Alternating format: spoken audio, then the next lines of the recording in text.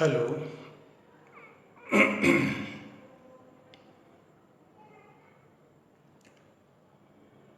विनय जी या कोई यदि अभी ऑन है, लाइव हैं, तो क्या आवाज़ मिल रही है? कृपया संकेत हो।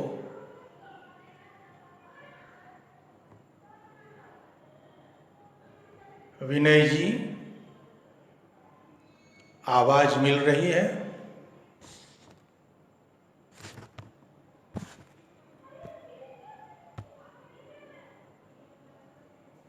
हेलो।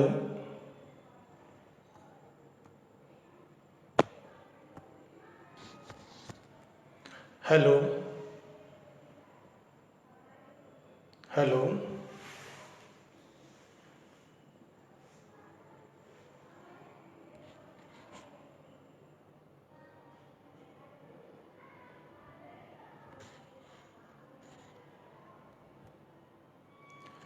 हेलो।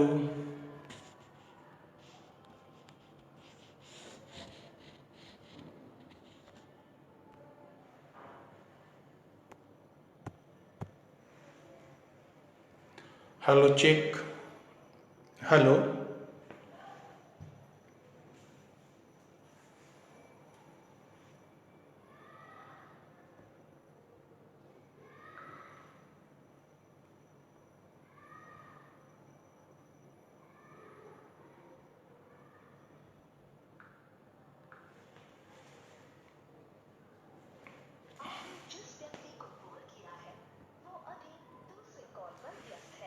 हेलो।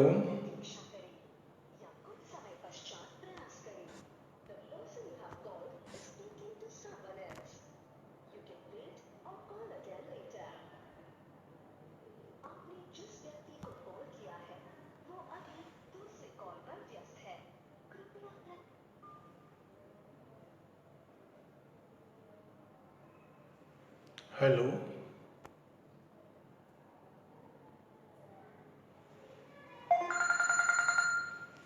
हाँ सर, जरा आवाज़ जा रही है? मैंने उसमें लाइव में। हाँ, जरा किया जाए, देखिए तो लाइव आवाज़ जा रही है।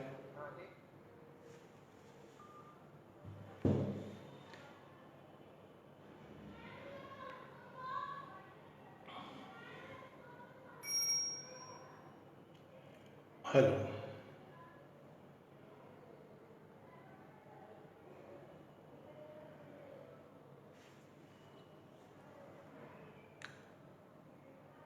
आवाज़ मिल रही है तो कोई संकेत करें।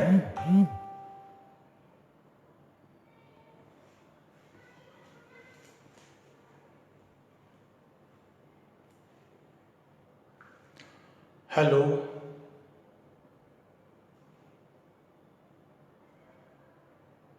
हेलो। आवाज़ आ रही है? हेलो।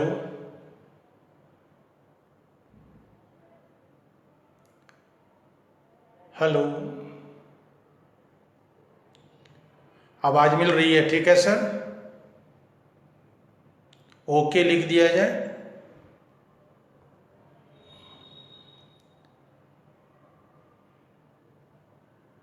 Hello check.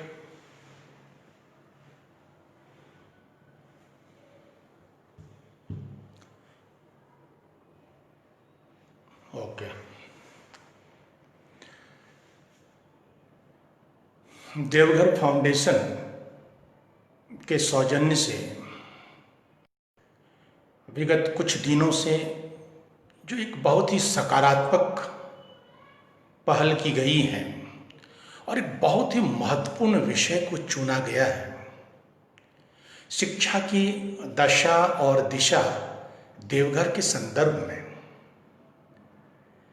इस विषय पर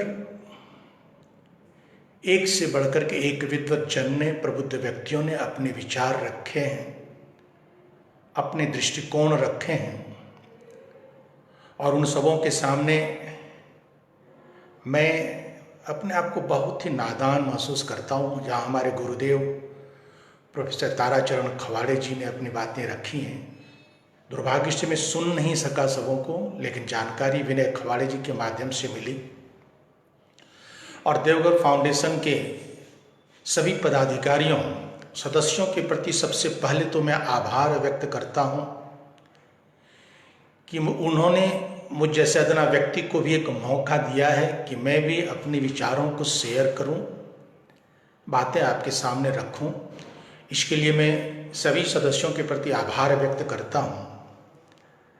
और आज के इस महत्वपूर्ण विषय पर जो मेरी सोच है, जो एक भाव है, उसे मैं प्रस्तुत करना चाहूँगा। चूँकि समय के साथ परिवर्तन होते रहते हैं सभी चीज़ों में। शिक्षा आज के संदर्भ में यदि हम देखें तो शिक्षा सीखने सिखाने की एक प्रक्रिया है, जिसके माध्यम से शिक्षार्थी के ज्ञान का अभिवर्धन हो सके, चिंतन का परिष्कार हो सके, विचारों में उच्चता आ सके, सोचने समझने की क्षमता का विकास हो सके, अच्छे बुरे का फर्क करने में सक्षम हो, कौशल का विकास हो सके और मानवता का विकास हो सके। ये शिक्षा का उद्देश्य है। विभिन्न लोगों ने, विभिन्न विद्वानों ने शिक्षा के ऊपर बहुत सारी बातें कही हैं, लेकिन मेरे गुरुदेव स्वर्गीय प्रोफेसर रूप नारायण फलाहारी जी, जब मैं उनका शिष्य था कॉलेज में और फर्स्ट ईयर में, जो उन्होंने बातें कही थी, आज अक्षरशः शब्द शब्द मुझे वो बातें याद आती हैं। प्रोफेसर रूप नारायण फलाहारी जी ने कहा था कि कोरी किताबों के तंग गलियों के टेढ़े मेढ़े राह से गुजरकर डिग्री की मंजिल तक पहुंच जाना ही शिक्षा का उद्देश्य नहीं है। शिक्षा का उद्देश्य संस्कार का सृजन करना है। शिक्षा का उद्देश्य चिंतन में उच्चता और सुचिता लाना है। एक शिक्षित व्यक्ति यदि सही में मानवीय गुणों से परिपूर्ण हो सके तो वह शिक्षित कहलाता है। साक्षर होना और शिक्षित होना में आकाश जमीन का अंतर है। आज के संदर्भ में शिक्षित वही माना जाता है जिसके पास डिग्रियां हों। जब इस विषय पर चर्चा होती है तो हमें भारत की परंपरागत शिक्षण पद्धति की ओर थोड़ा सा झुकाव रखना ही पड़ेगा, क्योंकि उसके बिना सब मौलिकता ही खत्म हो जाएगी। पहले हमारे आचार्य होते थे, गुरुकुलीय परंपरा थी, और गुरुकुल में विद्यार्थी सानिध्य में रहकर के ज्ञान प्राप्त करते थे और विषय विशेष में निष्णात होते थे, और साथ ही साथ समयानुकूल आवश्यकता के अनुरूप उनमें कौशल का विकास भी किया जाता था। कोई धनुर्धर होता था, कोई मल्ल युद्ध में निपुण होता था, दर्शन में निपुणता होती थी, ज्ञान का भंडार बढ़ता था, वेद के ज्ञान होते थे, लेकिन एक लंबे त्याग, समर्पण और निष्ठा के बाद ऐसी उपलब्धि हासिल हो पाती थी। समाज में गुरुओं का बहुत बड़ा सम्मान था और विद्यार्थी गुरु के प्रति समर्पित होते थे, और आचार्य विद्यार्थियों में, अपने शिष्यों में अनुशासन के लिए डंडा नहीं चलाते थे। आचार्य अपने विद्यार्थियों को, अपने शिष्यों को अनुशासित प्रेम भाव से करते थे, अपनापन के साथ करते थे। और अपनापन से जो डिसिप्लिन आता है, अनुशासन आता है, उससे जो समृद्धि आती है, उससे जो वातावरण बनता है, उसमें जो सौहार्द होते हैं, उसकी एक अलग ही अहमियत होती है। लेकिन जैसा कि मैंने कहा कि समय के साथ परिवर्तन होता है, मान्यताएं बदलती हैं, स्वरूप में परिवर्तन होता है। आज शिक्षा का स्वरूप बदल गया है। आज डिग्रियां हासिल करना मूल उद्देश्य हो गया है और नौकरियां प्राप्त करना। कभी कभी ऐसा नहीं लगता है कि हम भटक गए हैं? जब दिशा भटकते हैं तो दशा भी बिगड़ जाती है। दशा और दिशा दोनों सहचर शब्द हैं। दशा से दिशा का पता चल जाता है और दिशा देख करके ही दशा का अनुमान लगाया जा सकता है। आज हम प्राचीन काल की तुलना में, मध्यकाल की तुलना में देखें, गुरुकुली परंपरा की तुलना में यदि हम आज देखें इस संदर्भ में, तो उसमें तो किसी जंगल में एक आश्रम हुआ करता था, वहां विद्यार्थी शिष्य शिक्षा ग्रहण करते थे। तो आज के समान ऊंचे प्रशिक्षण प्राप्त किए हुए डिग्रीधारी टीचर होते थे, आचार्य होते थे। न तो आज की तरह से तकनीकी व्यवस्था थी, न आज की तरह बड़े बड़े भवन थे, न आज की तरह सुविधाएं थी, न इतनी पुस्तकें थी, न इतने संसाधन थे। लेकिन उसके बावजूद भी विद्वानों की उत्पत्ति होती थी, अन्वेषकों की उत्पत्ति होती थी। जरा कल्पना कीजिए, जब हम प्राचीन स्थिति में जाते हैं, आचार्यों की उपलब्धि देखिए, उनकी रिसर्च देखिए, जिस भी सेक्टर में आप जाके देखेंगे, विज्ञान के सेक्टर में भी दुनिया को सबसे पहले तो जीरो हमने दिया। पृथ्वी गोल है हमने बतलाया, पृथ्वी घूमती है हमने बतलाया, बीज गणित से लोगों को हमने जोड़ा, पुष्पक विमान हमारे देश में थे। ये थोथी दलील और कोरी कल्पना नहीं है। कहते हैं कि अफवाह में भी सच्चाई होती है, जितना प्रतिशत हो।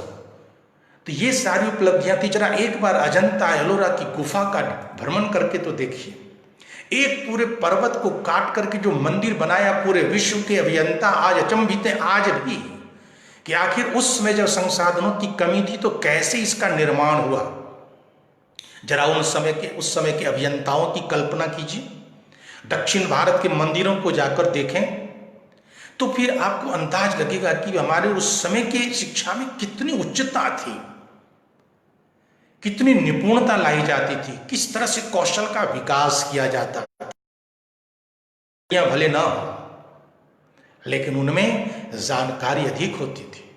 और आज की इस औपचारिक शिक्षा की तुलना में तत्कालीन अनौपचारिक, उस समय की अनौपचारिक शिक्षा बेहतर लगती है कभी कभी मुझे। हालांकि मैं आज के इस शिक्षा व्यवस्था का सिर्फ दोष नहीं निकाल रहा हूं, लेकिन कल्पना, एक तुलना कर रहा हूं। तो मुझे लगता है कि उस समय जो हम बड़े बड़े विद्वान, बड़े बड़े ऋषि और महर्षि देवयर, वे लगभग वैज्ञानिक थे। चिकित्सा क्षेत्र में चाहे चरक हो चाहे सुश्रुत हो, उन्होंने ऑपरेशन की जो व्यवस्था दी, उन्होंने जो शल्य चिकित्सा की व्यवस्था दी, आज के भी बड़े बड़े डॉक्टर्स, चिकित्सक इसको मानने के लिए बाध्य हैं। तो आखिर वो क्या व्यवस्था थी?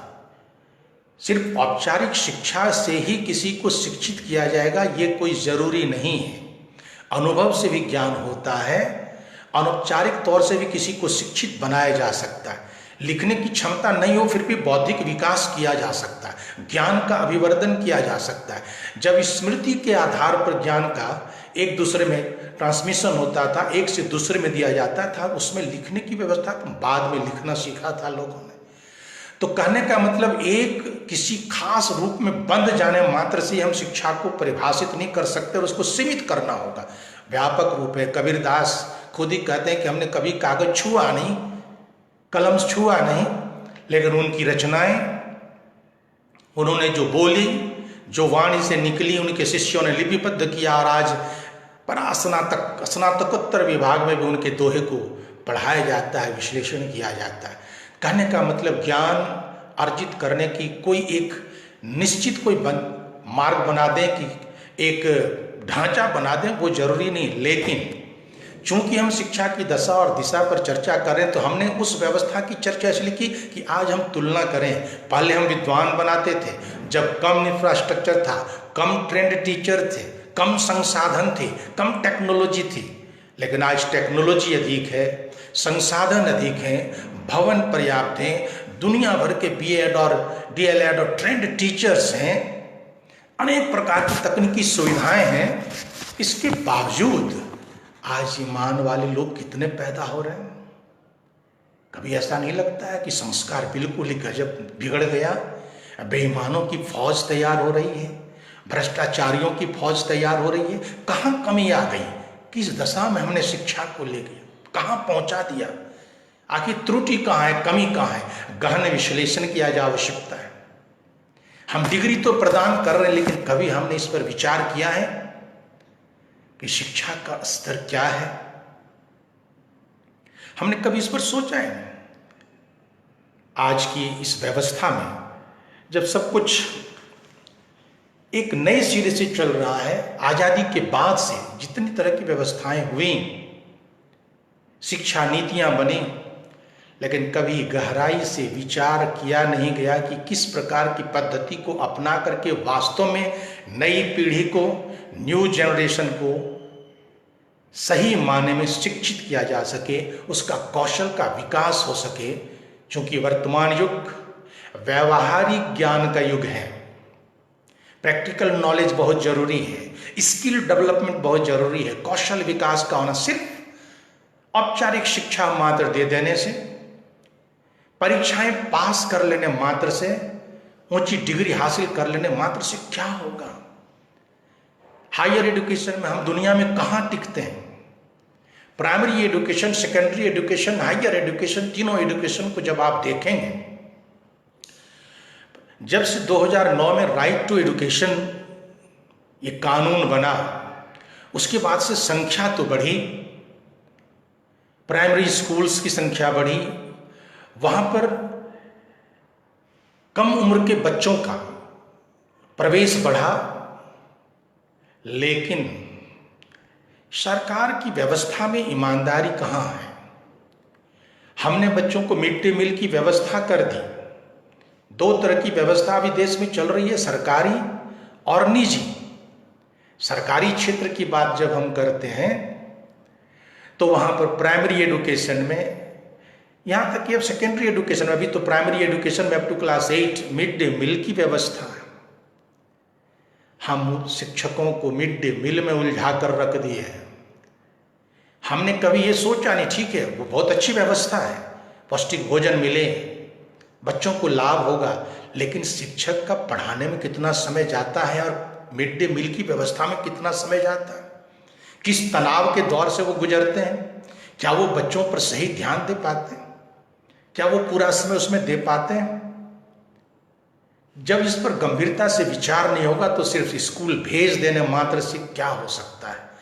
इसलिए आवश्यकता है कि विभिन्न बिंदुओं पर गहन विश्लेषण करके इस पर निर्णय लेने की।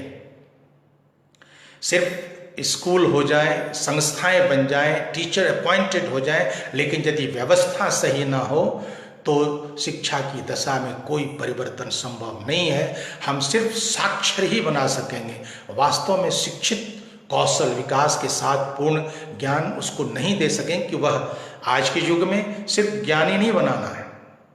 आज के युग में शिक्षा का एक बहुत बड़ा उद्देश्य हो गया है रोजगार प्राप्त करना, और रोजगारोन्मुखी शिक्षा की जरूरत है। और उस दृष्टिकोण से जब हम देखते हैं तो उस दृष्टिकोण से भी हमारी शिक्षा की व्यवस्था आज भी बहुत ही निम्न स्तरीय है। स्किल डेवलपमेंट को लेकर के शिक्षा में कोई व्यवस्था हो ही नहीं पाई।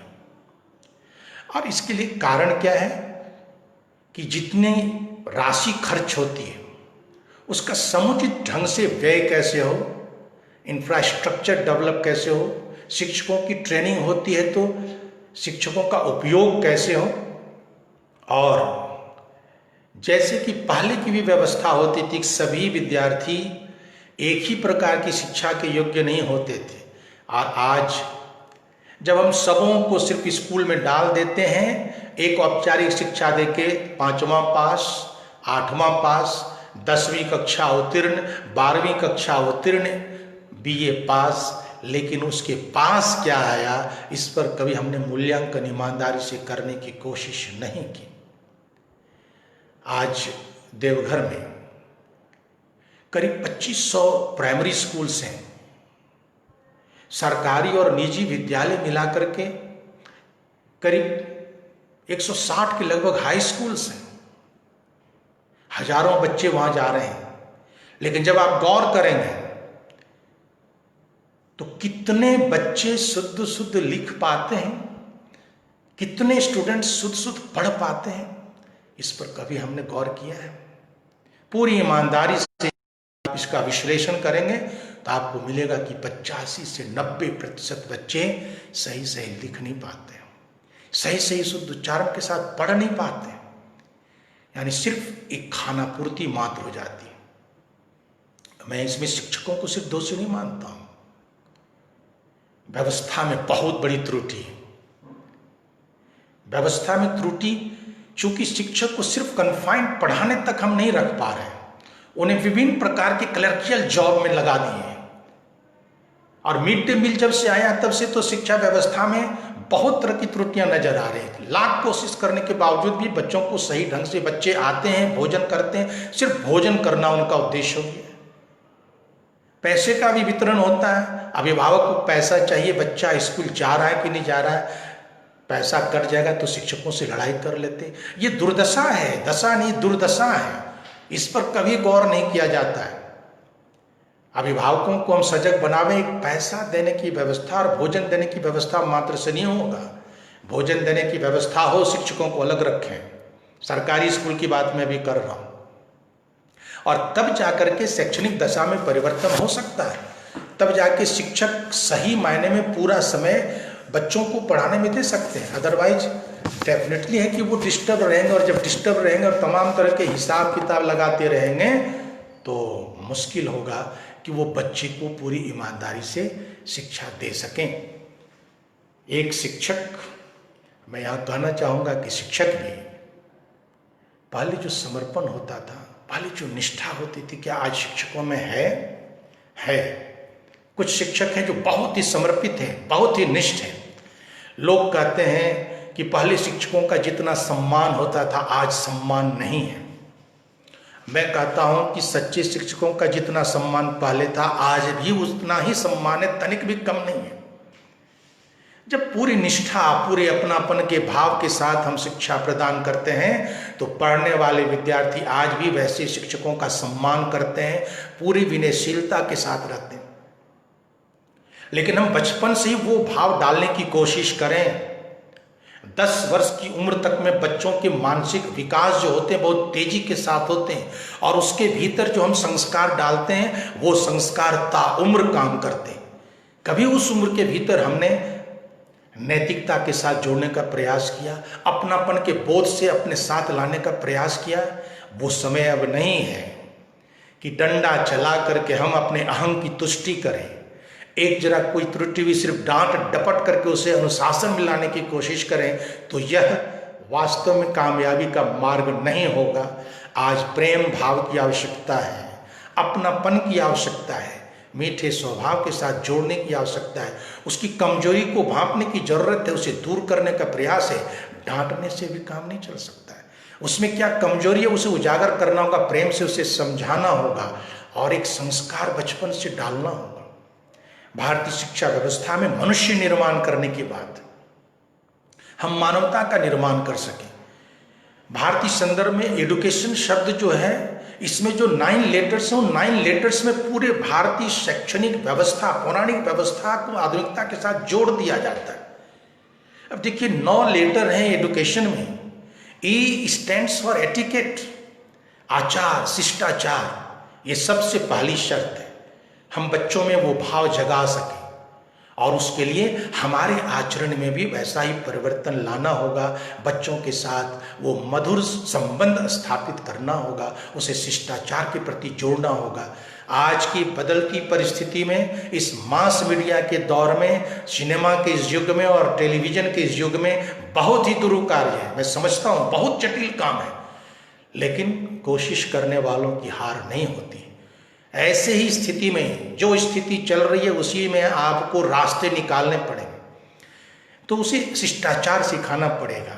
D स्टैंड्स फॉर डिसिप्लिन, अनुशासन, और यही अनुशासन के बारे में मेरा निरंतर आग्रह रहता है। मैं भी एक संस्थान से जुड़ा हूँ, शिक्षकों से आग्रह करता हूँ और आम लोगों से भी, कि हम अनुशासन में लाने के लिए अब डांटने, डपटने और अपने अहं को सामने रख करके बच्चे को अनुशासन में नहीं ला सकते। सबसे पहले अपने अहं को तिरोहित करना होगा। हम मास्टर हैं, हम शिक्षक हैं, हमको प्रणाम क्यों नहीं किया, हमें देखकर खड़ा क्यों नहीं हुआ, और इसमें आवेश में आकर के बच्चों को हम चाहेंगे कि वो हमें प्रणाम करें जबरन, तो संभव नहीं है। हमें अपने आचरण से, अपने व्यवहार से, अपने पढ़ाई के कार्य से, अपने देने की क्षमता से उसे अपने साथ विनयशीलता की तरफ लाना होगा, शिष्टाचारी बनाना होगा, अनुशासित करना होगा। और you stand for universal brotherhood. हमारे देश का आदर्श है वसुधैव कुटुंबकम, विश्व बंधुत्व की भावना। और ये विश्व बंधुत्व की भावना हमारी शिक्षा का एक बहुत बड़ा उद्देश्य है। और ये कहा कि एडुकेशन में सारी बातें हमारे देश की आ जाती हैं। सी स्टैंड्स फॉर क्रिएटिविटी, रचनात्मकता, धर्मिता। बच्चों में वो भाव जगाना होगा, सिर्फ जिज्ञासा पैदा ही नहीं करना, बल्कि कुछ रचनात्मक कार्य करने के लिए उसे प्रेरित करना होगा, कुछ नया सोचने के लिए प्रेरित करना होगा। आज की मांग है, उस नई सोच के साथ वो समाज में, राष्ट्र में बहुत कुछ नया दे सकता है। इसलिए उसकी क्रिएटिविटी को डेवलप करना होगा। ए फॉर अवेयरनेस, हमेशा उसे सजग बनाना होगा, जागरूक बनाना होगा, हर स्थिति के प्रति, परिस्थिति के प्रति, वातावरण के प्रति, घटना दुर्घटनाओं के प्रति, सब चीज के प्रति जागरूक करना होगा। कहां वो चुक रहा है, इस जागरूकता से हम उसे संभाल सकते हैं। और टी स्टैंड्स फॉर ट्रांसफॉर्मेशन, परिवर्तनशीलता होनी चाहिए, परिवर्तन की क्षमता होनी चाहिए। समय के साथ समय की जो मांग हो, तद अनुरूप हम अपने आप को बदल सकें, ऐसी क्षमता का विकास हमें बच्चों में करना होगा। और आई स्टैंड्स फॉर इंटेग्रिटी, प्रतिबद्धता हो, ईमानदारी हो, जो हमारे देश का एक बहुत बड़ा आदर्श है। और ओ स्टैंड्स फॉर ऑप्टिमिज्म, निराशा को जगह नहीं देनी है, आशावादिता होनी चाहिए। आशा में ही संबल प्राप्त होता है। इसलिए बच्चों में आशापूर्ण जीवन जीने की क्षमता का विकास करना होगा। And N stands for nobility, भद्रता, सज्जनता, इन सारे गुणों का विकास करते हैं तो भारतीय शिक्षा का उद्देश्य पूरा होता है। और इसके लिए शिक्षक बहुत बड़े जिम्मेवार हैं। देवघर की शिक्षा की दशा और दिशा की जब हम बात करते हैं तो सबसे पहले मैं शिक्षक की बात करूं कि शिक्षक, स्वामी विवेकानंद ने कहा था कि शिक्षक बनने से पूर्व 1000 बार सोच लेना। शिक्षक बनने से पूर्व 1000 बार सोच लेना, क्योंकि तुम किसी एक बच्चे को पढ़ाने नहीं जा रहे हो, किसी एक बच्चे को शिक्षित करने नहीं जा रहे हो, बल्कि तुम एक नई पीढ़ी का निर्माण करने जा रहे हो। तुम समाज को एक नई दिशा देने के लिए जा रहे हो, तुम समाज के स्वरूप को बदलने जा रहे हो, तुम एक पूरे परिवार, पूरे गांव को निर्मित करने जा रहे हो। इसलिए 1000 बार सोच लेना। और जब हम शिक्षक बने तो हमें वो समर्पण होना चाहिए, हमें वो निष्ठा होनी चाहिए। हमारे शिक्षक बहुत काबिल हैं, बहुत योग्य हैं, लेकिन बहुत सारे ऐसे शिक्षक हैं जिनके बारे में मुझे ज्ञात होता है कि वो सोचते हैं कि हम काम नहीं करके बहादुरी दिखलाते हैं और सारे शिक्षक को बेवकूफ बनाते हैं। लेकिन ना, शिक्षकों का जो दायित्व है उसके प्रति ईमानदार होना ही पड़ेगा। आज तो सरकार बहुत सुविधा दे रही है। एक सरकारी स्कूल में सरकार जितना वेतन एक शिक्षक को देती है, एक प्राइवेट स्कूल में उसका 1/4 मिलता भी है कि नहीं, बहुत जगह कहना मुश्किल है।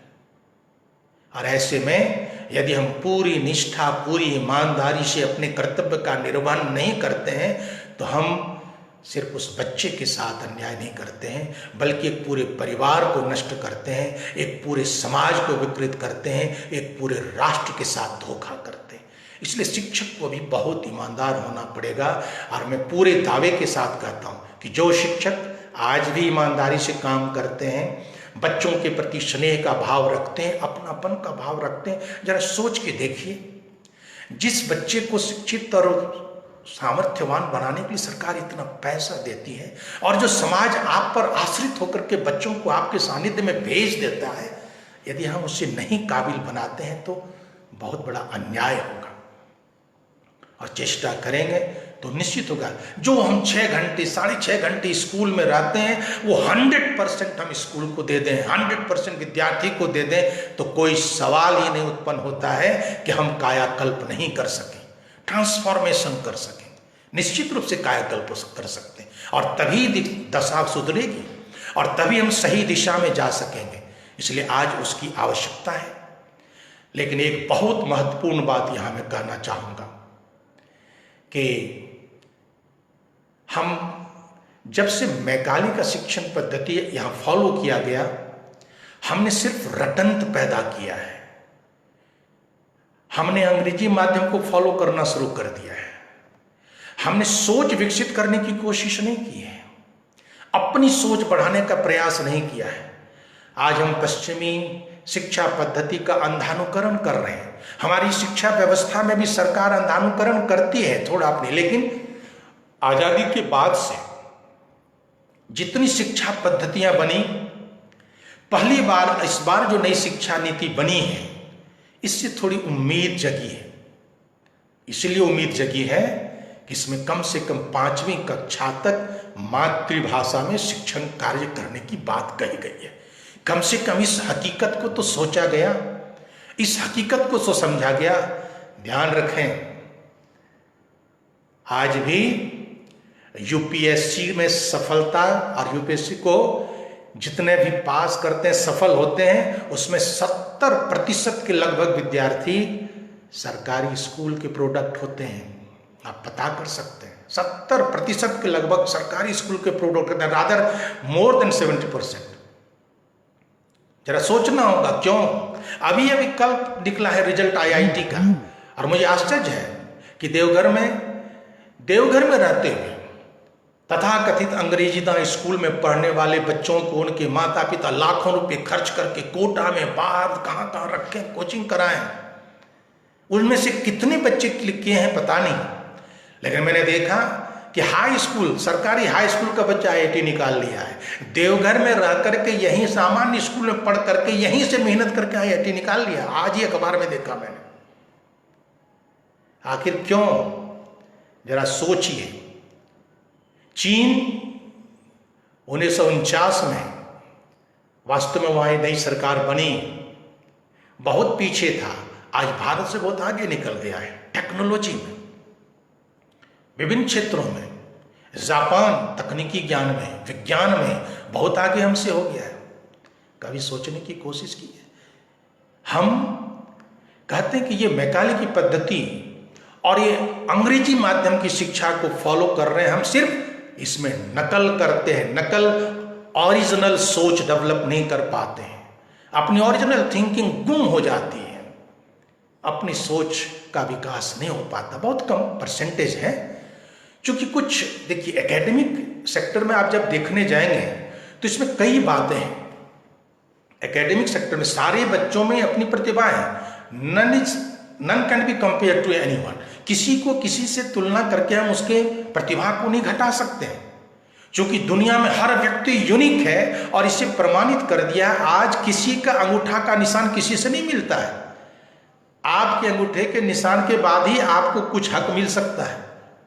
दुनिया में किसी के अंगूठे का निशान किसी से नहीं मिलता, यानी सब कोई भिन्न है और सब में कुछ न कुछ अलग अलग प्रतिभाएं हैं। लेकिन एकेडमिक सेक्टर में जो ऑब्जर्व हमने किया है कि अध्ययन में अधिगम के मायने में विभिन्न स्तर पाए जाते हैं। एक होता है जीनियस, ब्रिलियंट, इंटेलिजेंट, मीडियोकर और डल। वो डल है, इसका मतलब ये नहीं सिर्फ एकेडमिक मामले में थोड़ा सा सुस्त है, लेकिन वह एक अच्छा खिलाड़ी हो सकता है, वह एक अच्छा पेंटर हो सकता है, वह एक अच्छा सिंगर हो सकता है, वह एक अच्छा डांसर हो सकता है, लेकिन एकेडमी में इंटरेस्ट नहीं है, तो उसमें जो क्षमता है उसका विकास करने की हमें कोशिश करनी, उसे पहचानना होगा। We have to recognise their potentials, their talents. Vivekananda ji कहते थे कि शिक्षा अंतर्निहित पूर्णता का प्रकटीकरण है। हर किसी में पोटेंशियल है, हर किसी में क्षमता है और उसको बढ़ाना है। शिक्षा को यदि वास्तव में उन्नत करना है देवघर में, तो हम देवघर के तमाम शिक्षकों से यह आग्रह करेंगे। मेरा मानना है कोई भी शिक्षक तब तक किसी को नहीं पढ़ा सकता जब तक वो विद्यार्थी पढ़ने के लिए तैयार न हो जाए। और शिक्षक की कामयाबी इसी में है कि वह बच्चे में पढ़ने के प्रति जिज्ञासा, शिक्षक की सफलता, इसमें वही सबसे सफल शिक्षक माना जाता है जो अपने मोटिवेशनल पावर से, अपने पावर से, कन्विंसिंग कैपेसिटी से बच्चे को उसके भीतर जो पोटेंशियल्स हैं, उसकी जो आंतरिक क्षमता है, उसका आभास करा दे, उसका विज्ञान करा दे। और जिस दिन स्टूडेंट या बच्चा अपनी क्षमता को समझ जाएगा, फिर आपका काम हो गया। बस उसे सिर्फ हवा देनी है, उसे सिर्फ थोड़ा सा पुश करना है और वो सारा कुछ करके दिखा देगा। लेकिन उसको इस बात का एहसास कराना होगा, और यही एक शिक्षक की सबसे बड़ी सफलता है, सबसे बड़ी कामयाबी है।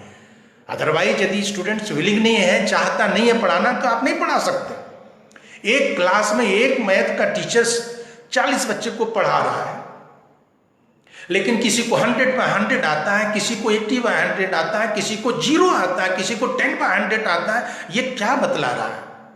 शिक्षक के दोस्त नहीं, शिक्षक की तो त्रुटि नहीं है, शिक्षक तो वही है, लेकिन जिसने 100/100 लाया उसको, उसके भीतर की क्षमता को आप बढ़ाने में सफल हुए, उसकी रुचि को पैदा करने में सफल हुए। इसलिए रुचि पैदा करना, एंड अदर स्टूडेंट्स शायद उसको कम इंटरेस्ट है, तो हम उसकी दूसरी क्षमता का आकलन करें, उस तरफ उसको ध्यान लगावें। और एक बहुत महत्वपूर्ण बात यह है कि अभिभावक शिक्षा की दशा को सुधारना है। मैं देवघर के संदर्भ में अभी कह रहा हूं, हमारे कुछ अभिभावक बहुत ही सजग हैं। हमारे शहर में वैदिक शिक्षा भी प्रदान की जा रही है, जो भारतीय संस्कारों को एक मजबूती प्रदान करने का काम हो रहा है, और उसके लिए साधुवाद के पात्र हैं। वो भारतीय संस्कार, शुद्ध उच्चारण, मंत्रों को उच्चारण जो करते हैं, उससे एक अलग ही त्वरा पैदा होती है, एक वातावरण में एक अलग ही गति आती है, एक नई ऊर्जा पैदा होती है। तो ये सारी क्षमताएं हैं, सब कुछ हो सकता है। देवघर में वो सामर्थ्य है, देवघर में वो पोटेंशियल है, देवघर की इस धरती में गजब की ऊर्जा है कि तमाम तरह की विपरीत परिस्थितियों के बावजूद भी, समुचित संसाधन नहीं होने के बावजूद भी, एक से एक प्रतिभावान विद्यार्थी यहां से निकले और राष्ट्रीय अंतर्राष्ट्रीय स्तर पर परचम लहराए। लेकिन यदि और थोड़ी सी हम व्यवस्था में परिवर्तन कर सके तो बहुत सारे चमत्कार हो सकते हैं। तो शिक्षक का समर्पण देवघर की शैक्षिक दशा को उन्नत बनाने में बहुत बड़ा योगदान होगा।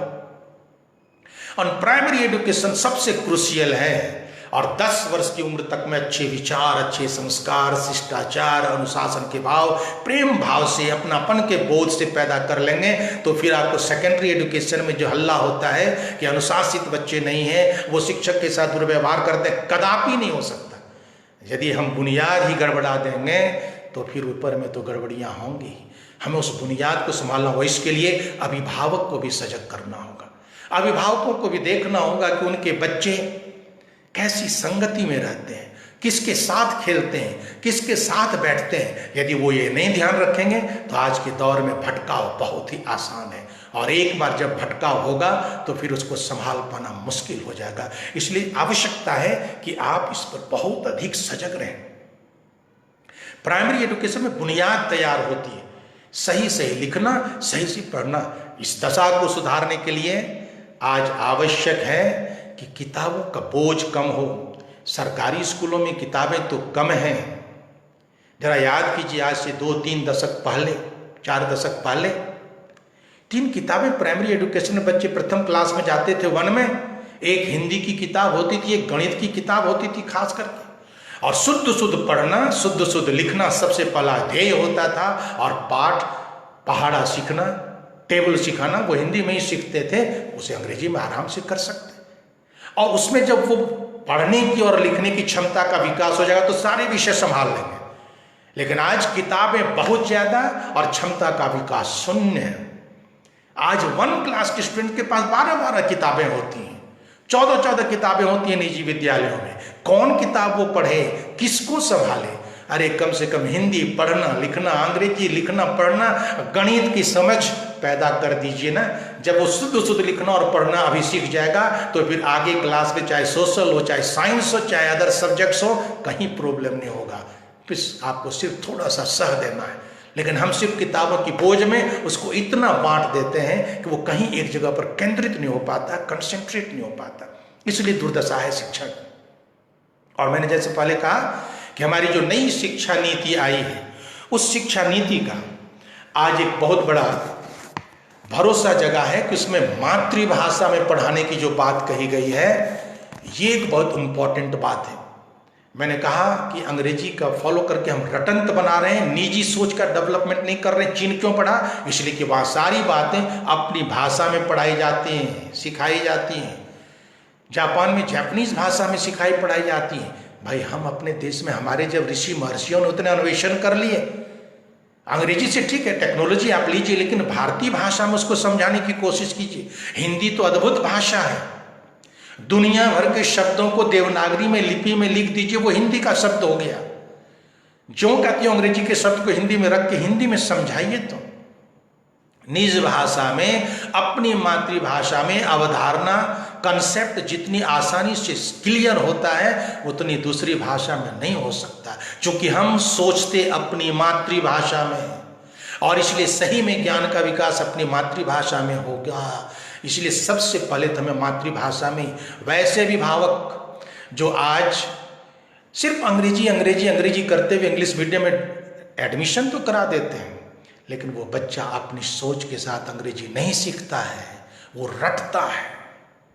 और जब तक अपनी सोच का, और एक जान ले कि when they are in English medium schools and they are learning in English, तो मेंटल डेवलपमेंट जो नेचुरल डेवलपमेंट होता है 90% स्टूडेंट्स का नहीं हो पाता है।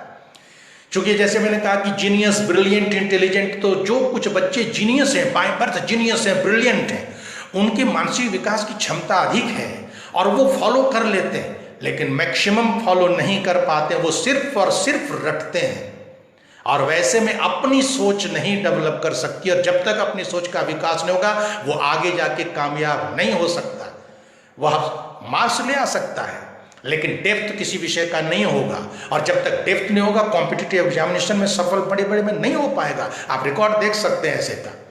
लेकिन जैसे मैंने कहा कि यूपीएससी में सरकारी स्कूल के बच्चे क्यों सफल हो जाते हैं, वो हो सकता है कि अंग्रेजी में थोड़ा कमजोर हो, लेकिन याद रखें हम लोग जब स्टूडेंट्स थे क्लास 6 में ABCD पढ़ना शुरू किया, और आज यदि हम अंग्रेजी लिख सकते हैं, अंग्रेजी बोल सकते हैं, तो आज तो बच्चा मां के गर्भ में अंग्रेजी सुनता है, तो अंग्रेजी वो बोलेगा ही, अंग्रेजी वो सीखेगा ही। पहले अपनी मातृभाषा में ज्ञान का विकास होने दीजिए, सोच को संवर्धित करने की क्षमता का विकास होने दीजिए, तभी शिक्षा की दशा सुधरेगी। और आज भारत सरकार ने नई नीति बनाई है उसमें इस बात पर जोर देने की, लेकिन तथाकथित कुछ अंग्रेजीदान लोग कोशिश करेंगे कि ये लागू ना हो, वो माइंड मेकअप करेंगे और हमारे गार्जियन भी पागलपन में उसी का शिकार हो जाएंगे।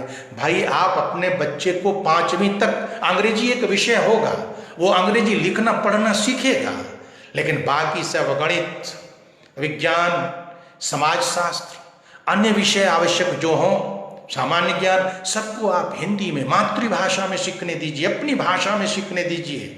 इसमें उसमें परिपक्वता आएगी, उसके सोचने समझने की क्षमता का विकास होगा, सहजता से वो सीखेगा, और फिर 6 7 आते आते वो अंग्रेजी में सब कुछ करने लगेगा, और फिर उसमें मानसिक दबाव नहीं होगा। अदरवाइज मेंटल प्रेशर में, स्ट्रेस में बच्चा पढ़ता है, और जब स्ट्रेस में पढ़ता है तो मानसिक विकास की जो स्वाभाविकता है वो थम जाती है, स्वाभाविक ग्रोथ नहीं होता है, और आगे जाकर के बच्चे, जो एक सरकारी स्कूल के बच्चे में क्या होता है, वो खेलता है, कूदता है, बाध्यता कम है, स्ट्रेस कम है। जब दबाव नहीं है, ठीक है, पहले थोड़ा उसका प्रोग्रेस कम होता है, थोड़ा मार्क्स कम लाता है, लेकिन मानसिक विकास हो रहा होता है। और जैसे ही मानसिक विकास हो जाता है और जैसे उसमें थोड़ी सी सजगता आती है, गंभीरता आती है, उसे महत्व महसूस होता है पढ़ाई का, तो एकाएक वो क्लिक कर जाता है। एकाएक देखिएगा कि पढ़ाई में सुधार होने लगा, एकाएक अंडरस्टैंडिंग डेवलप कर गई और बेहतर करना शुरू कर देता है। ये आज की जरूरत है, तभी दशा सुधरेगी। इसलिए देवघर के तमाम लोगों से, तमाम शिक्षकों से आग्रह है कि एक वातावरण बनाए कि 5वां तक हर किसी को अपनी मातृभाषा में शिक्षा लेने दें। अंग्रेजी एक विषय हो, मैं अंग्रेजी का दुश्मन नहीं, लेकिन नर्सरी से अंग्रेजी हम क्या कर रहे हैं उस बच्चे के साथ, कितना बड़ा जुल्म कर रहे हैं। घर में कितने माँ बाप अंग्रेजी में बात करते हैं नहीं दिन रात, और कौन सोच करके अंग्रेजी में बात करते हैं, सोचते किस में, पहले वो सोचिए, स्वाभाविकता किस में। इसलिए वहां तक पढ़ने दीजिए मातृभाषा में, तभी वास्तव में शिक्षा की स्थिति सुधरेगी, तभी वास्तव में ग्रास्पिंग कैपेसिटी डेवलप होगी, तभी वास्तव में अन्य विषयों को और बेहतर तरीके से बच्चे समझ सकेंगे। अदरवाइज कंसेप्ट क्लियर नहीं होगा, अवधारणा क्लियर नहीं होगी, बुनियाद मजबूत नहीं होगा, तो आगे गड़बड़ा जाएगा। इसलिए प्राइमरी एजुकेशन में मातृभाषा में शिक्षा होगी तो दशा निश्चित रूप से सुधरेगी और एक सही दिशा में शिक्षा व्यवस्था जाएगी। हमारा तो ये पहला सुझाव है। दूसरा, सेकेंडरी एजुकेशन, माध्यमिक शिक्षा। माध्यमिक शिक्षा में जब बुनियाद प्राइमरी का कमजोर होगा तो माध्यमिक शिक्षा में क्या होगा? किसी तरह से एक ठेलको जैसे होती है गाड़ी, धक्का दे करके आगे बढ़ाते जा रहे हैं, लेकिन उसमें सामर्थ्य का विकास नहीं हो पाया है। सरकारी स्कूल में भी जहाँ अपनी भाषा में बच्चे का मेंटल ग्रोथ हो रहा है, लेकिन पढ़ाई में चूंकि बचपन में सही ढंग से लिखना और पढ़ना सीख ही नहीं पाया, इसलिए हाई स्कूल में जाके भी बच्चे जब तक होश करते हैं तब तक बहुत समय लग जाता है। इसलिए प्राइमरी एजुकेशन को सबसे पहले सुधारना जरूरी होगा, तभी सेकेंडरी की दशा भी सुधर जाएगी। और रही हायर एजुकेशन की बात, तो पहले भारतीय संदर्भ में देखें, आज पूरे देश में 1000 से अधिक यूनिवर्सिटीज है। Central university, state universities, deemed universities, private universities, सबको मिला करके 1000 से अधिक यूनिवर्सिटीज है। और इतने बच्चे हैं, लाखों बच्चे हैं कॉलेजेस में, हायर एजुकेशन से 150 से अधिक इंटरनेशनल इंपॉर्टेंस के इंस्टीट्यूशन है, IIT है, IIM है, ISSR है, सब संस्थाएं। लेकिन आज जो ग्रेजुएट्स हमारे इस कॉलेजेस से निकल रहे हैं, डिग्रियां हासिल कर रहे हैं, लेकिन टैलेंट की कमी है। 83% ग्रेजुएट्स, हायर एजुकेशन प्राप्त स्टूडेंट्स नौकरी के काबिल नहीं है। 83%, क्या फायदा उसका? सिर्फ डिग्री हासिल करने के लिए शिक्षा को हम चढ़ाते हैं। क्या दिखाना चाहते हैं दुनिया को, क्या दिखाना चाहते हैं समाज को? डिग्री मायने अब नहीं रखता। डिग्री पाने के बाद बच्चे के दिमाग में, स्टूडेंट्स के दिमाग में एक ही चीज होता है, नौकरी। सरकारी नौकरी कहाँ है, कितनी जगह है? और इसके बाद एक तनाव का वातावरण होता है। इसलिए कौशल विकास पर जोर देना होगा, स्किल डेवलपमेंट पर जोर देना होगा, ताकि स्वरोजगार, चूंकि वर्तमान में शिक्षा व्यवस्था रोजगार परक हो गई। मानव निर्माण, मानवता के गुणों का विकास तो है, लेकिन सबसे अधिक जोर अब हो गया है कि उसमें कौशल का विकास हो, ताकि वह आत्मनिर्भर हो सके, स्वरोजगार प्राप्त कर सके, तभी शिक्षा का मायने रह जाएगा। तो ऐसी स्थिति में कौशल विकास पर ध्यान देना होगा। जब तक कौशल विकास पर हम नहीं ध्यान देंगे, उस पर जोर नहीं देंगे, तो फिर बेरोजगारी की स्थिति पैदा होगी, फ्रस्ट्रेशन होगा, समाज में विद्रुपताएं आएंगी, समाज में व्यभिचार बढ़ेगा, क्राइम बढ़ेंगे। उससे रोकने के लिए हम क्यों नहीं उसकी क्षमता का आकलन करते हुए जस्ट आफ्टर मैट्रिकुलेशन उसको डाइवर्ट करें इधर से उधर, जहाँ कि वो रोजगार परक शिक्षा हासिल कर सके, तकनीकी संस्थानों का विकास हो सके, और टेक्नोलॉजिकल नॉलेज, तकनीकी ज्ञान के माध्यम से उसके कौशल का विकास करके उसे रोजगार परक शिक्षा से जोड़ करके आत्मनिर्भर बनाना होगा। स्वरोजगार के माध्यम से नौकरी की तलाश में सिर्फ और नौकरी पाने के लिए शिक्षा देने का मतलब होगा कि हम अपनी पीढ़ी के साथ अन्याय करेंगे, वह जाकर के काहिल हो जाएगा, न तो वह कोई परिश्रम का काम कर सकेगा, न नौकरी पा सकेगा। फिर वो करेगा क्या, जो आज हो रहा है समाज में। इसलिए समाज को अधोगति से बचाने के लिए बदलते हुए हालात में शिक्षा में भी व्यापक परिवर्तन की आवश्यकता है। मातृभाषा में तो आप शिक्षा प्रदान करें प्राइमरी, उसके आधार को मजबूत करें, साथ ही साथ उसके आंतरिक क्षमता का आकलन करते हुए कौशल विकास पर जोर दें। ये सब करने के बाद ही हम वास्तव में नई पीढ़ी के साथ न्याय कर सकेंगे। नई पीढ़ी को वास्तव में शिक्षा के माध्यम से जो चाहते हैं देना, वो संभव हो सकेगा। अन्यथा हम परेशान होते रहेंगे और उपलब्धियां शून्य होंगी।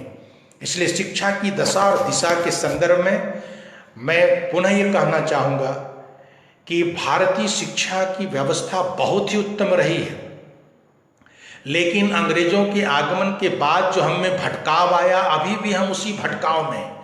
वर्तमान में शिक्षा नीति में एक परिवर्तन लाने की कोशिश की गई है, लेकिन देश के कुछ लोग इसमें भी खामियां ढूंढते हैं।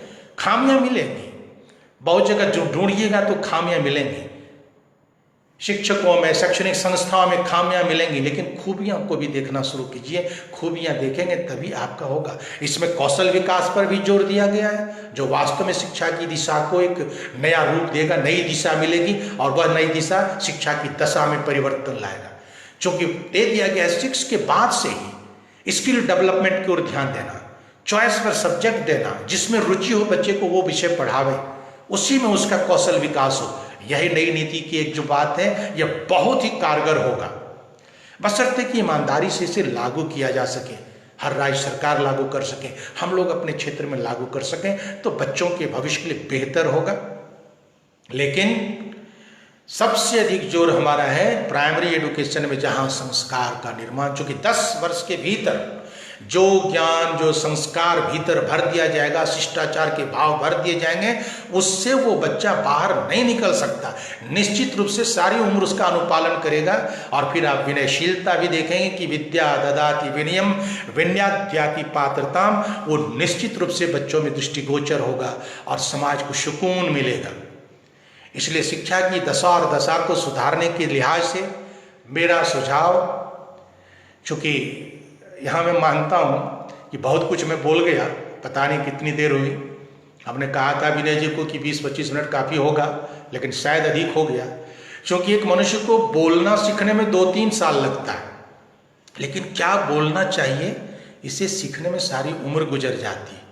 इसलिए मुझे खुद नहीं कि पता कि मैं क्या कहा, लेकिन जो मेरे दिमाग में बातें आई हैं, जो मैंने महसूस किया है, वही आपके सामने रखा हूँ कि हमें बहुत ही अपनापन के साथ, बहुत ही सकारात्मक सोच के साथ बच्चों के साथ आचरण करना होगा, बिहेव करना होगा, निष्ठा, समर्पण, त्याग की भावना के साथ उसमें ज्ञान का अभिवर्धन करना होगा और अनुशासन लाने के लिए प्रेम भाव, स्नेहपूर्ण व्यवहार के साथ अहं का त्याग करके एक नए वातावरण का निर्माण करना होगा। चूंकि ये समय की मांग है, तो आपको भी तसल्ली होगी, अभिभावकों को भी संतुष्टि होगी और बच्चा आप में अपने परिवार का एक सदस्य देखेगा और जिसका वो सम्मान भी करेगा और जिससे कुछ पाएगा भी, और जो आप देंगे उसे ग्रहण करेगा भी।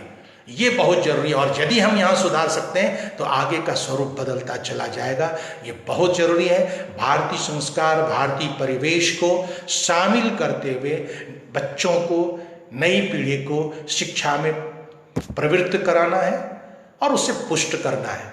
इसके बिना संभव नहीं हो पाएगा, अदरवाइज भटकाव की स्थिति बनी रहेगी। इसलिए मैं देख रहा हूँ कि शायद लगभग 40 मिनट का समय हुआ, तो जितनी बातें हुई अंततः निष्कर्षतः यही कहना चाहूँगा, मानवता सबसे महत्वपूर्ण चीज़ है। भारतीय शिक्षा प्रणाली में इसका बहुत महत्वपूर्ण स्थान रहा है, लेकिन देवघर के संदर्भ में, देवघर के सभी शिक्षकों से यदि मैंने कुछ ज़्यादा बोल गया हूँ तो इसे अन्यथा नहीं लेंगे, क्योंकि मुझे कभी कभी महसूस होता है मैं एक प्राइवेट स्कूल में हूँ और आप लोगों की तुलना में बहुत पीछे हूँ, लेकिन पूरी निष्ठा से कहता हूँ कि समर्पण में कभी कमी नहीं रही। व्यवस्था जो देना नहीं करना वो अलग बात है, लेकिन उसमें कमी नहीं रही। लगता है कि कितना कोशिश कर सके, सुबह से लेकर के शाम तक समर्पित है समाज के लिए। तो जब तक हम हैं, चूंकि यही दायित्व हमने लिया है, तो इसके प्रति ईमानदार हो जाए, निष्ठ हो जाए और अहं का त्याग तो करना ही पड़ेगा। शिक्षक हैं हम, हमें अपने अहंकार को छोड़ना ही पड़ेगा। बच्चे से त्रुटियां होती हैं, बच्चे से गलतियां होती हैं, उस पर हम बिगड़ेंगे तो क्या लाभ होगा? उसे अपना बनाना होगा। जितना आप कड़कपन दिखलाएंगे वो उतना आपसे दूर होगा। जब एक दिन आप डांट करके उसे किसी 40 बच्चों के बीच में एक बच्चे को यदि आप डांट देते हैं तो दोबारा कभी आपके प्रति सम्मान का भाव वो नहीं ला पाएगा। क्योंकि वर्तमान समय में एक समय था जब 10 बरस तक बच्चे बिना कपड़े के दौड़ जाते थे, हाई स्कूल तक कोई फीलिंग उनको नहीं थी, लेकिन आजकल 4 वर्ष के बच्चे में भी सेल्फ रिस्पेक्ट की भावना जग गई है, आत्मसम्मान का बोध जग गया है। अच्छी बात है, तो उसके सम्मान का भी ख्याल रखना होगा। इसलिए हमें अहं का त्याग करके स्नेहपूर्ण व्यवहार के साथ बच्चों में आत्मीयता का बोध कराते हुए उसे पढ़ाना होगा, देना होगा, वो लेंगे भी और अभिभावकों को भी सजग करना होगा। तो देवघर में शिक्षा की दशा और दिशा दोनों ही सुधरेगी और आने वाले समय में कुछ बेहतर परिणाम देखने को मिलेगा। इतना ही कह करके मैं अपनी बात समाप्त करता हूँ। त्रुटि के लिए क्षमा, बहुत बहुत धन्यवाद। देवघर फाउंडेशन के सभी पदाधिकारियों, सदस्यों को बहुत बहुत धन्यवाद कि आपने प्लेटफॉर्म उपलब्ध कराया और मुझे अपनी बातें रखने का मौका दिया। जिनको पसंद हो उनके प्रति आभार, जिनको नापसंद हुआ हो वो क्षमा करेंगे। धन्यवाद।